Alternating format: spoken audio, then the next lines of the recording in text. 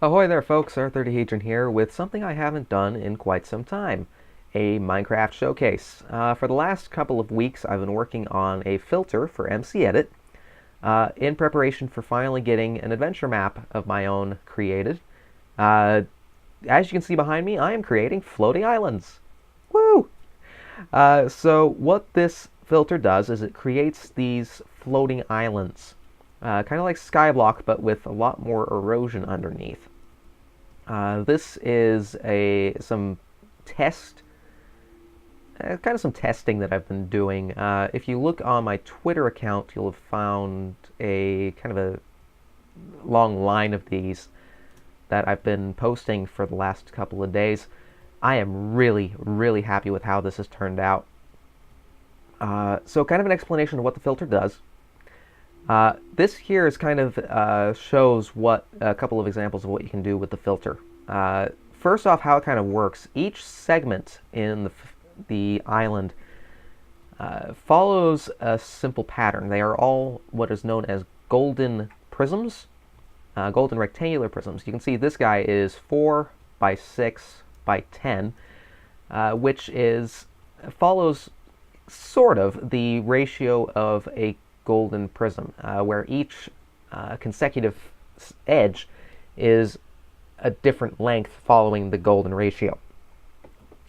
So these are kind of show in progression what the filter does. First, it selects a random prism within that bounding box that you set, in this case 16 by 16 by 8 high, and places one down. It will then check to see which successive prisms will fit within that bounding box and not overlap too much with the original ones already in place. So you can see we add a third one here, a fourth one down the back here, fifth one over here, and then a sixth one again back here.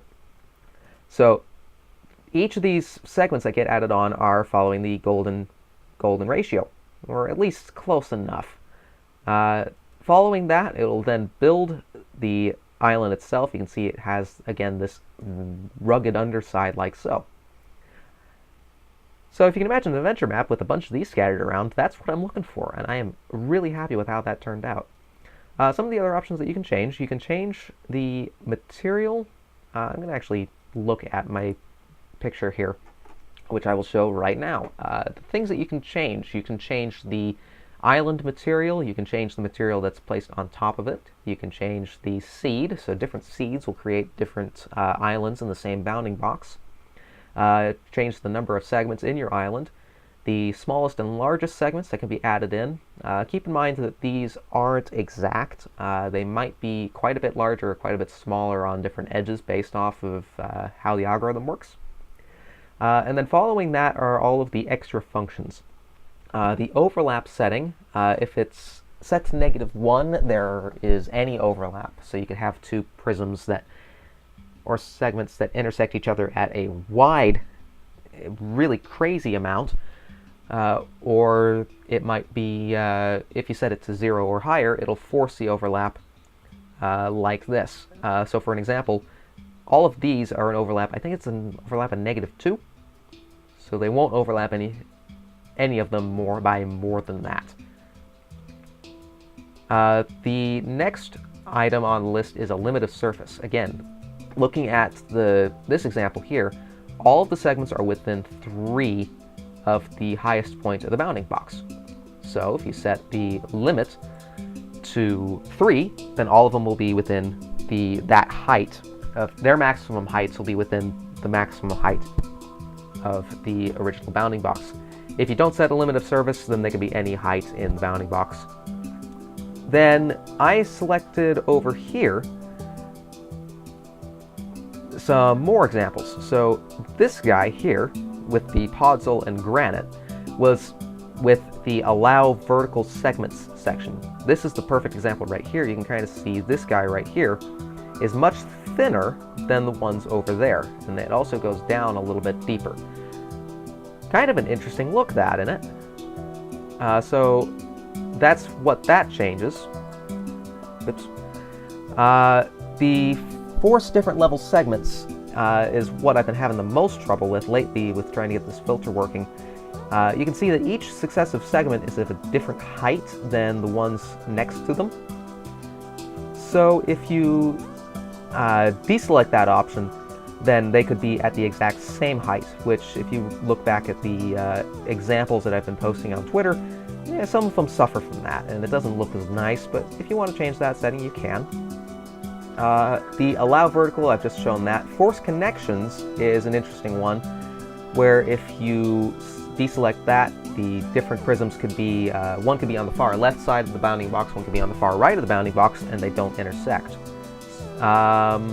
Create random underside is what creates the crazy underside of the bounding box itself, or not bounding box, of each segment. So deselecting that will make it look more like these over that one. So this is with the random underside, this is without the random underside.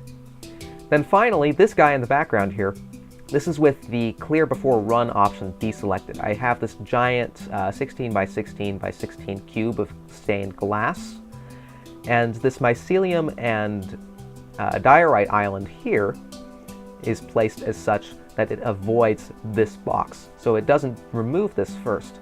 So you can create islands that make kind of like an L shape or a giant donut. So special thanks to Abe Wrightmore for having his filters being publicly available. The only way I was able to get these this coded was by using some algorithms from him, basically, namely his selector filter and his resurface filter, as well as just using it as good examples of how to actually code a filter in MCEdit. So go check his stuff out if you haven't already. Special thanks to him. And special thanks to you for giving this filter a shot. Let me know if you create anything cool with it. Let me know if you have any feedback or ideas for it.